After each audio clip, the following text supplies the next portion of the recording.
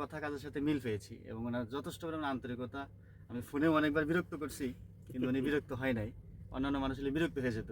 আপনারা অনেকেই জানেন যে তাহসিন স্টুডিওর পক্ষ থেকে একটা অডিওর সাউন্ডের মানে কোর্সের একটা দেওয়া হয়েছে, অফার দেওয়া হয়েছিল, বা এটা নিয়ে একটা ভিডিও বানানো হয়েছিল। তো সেই ভিডিও দেখে আমার প্রিয় ভাই সিরাজগঞ্জ থেকে আমাদের এখানে আসা, উনি আসলে আমার ভিডিও নাকি টানা কয়দিন 4-5 দিন দেখছি অলরেডি। মানে আমার পেজের যত ভিডিও আছে উনি টানা দেখা আমাকে যাচাই করে এখানে আসছে। ভালো লাগছে আমার।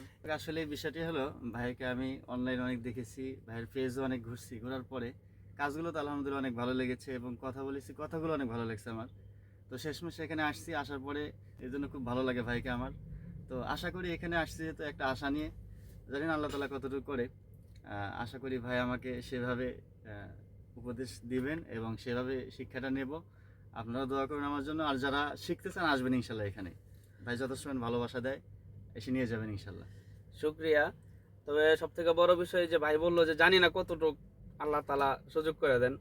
আসলে বান্দা যদি চেষ্টা করে সব কিছুই পায়।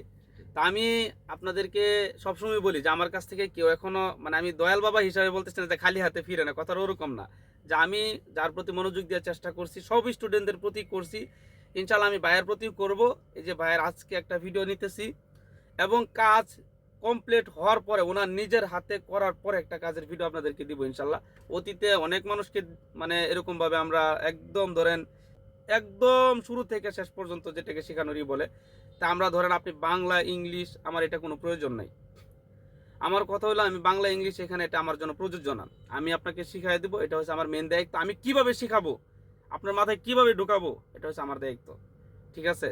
তো আপনাদের মন থেকে চেষ্টা করতে হবে। আর যারা চেষ্টা করতে পারবেন না এমন স্টুডেন্ট আমার কাছে আসেন না, এটা আমি রিকোয়েস্ট করব। যে ওনার আগ্রহ দেখেন কতটুকু, সিরাজগঞ্জ থেকে চলে আসছে।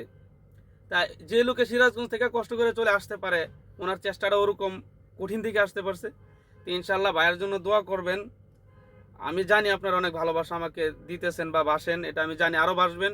আপনাদের সাথে কোনোদিন দুই নাম্বারই করেও নাই, করবো না, করার ইচ্ছাও নাই। ইনশাল্লাহ সবাই সুস্থ থাকবেন, ভালো থাকবেন। আল্লাহ হাফেজ, আসসালাম।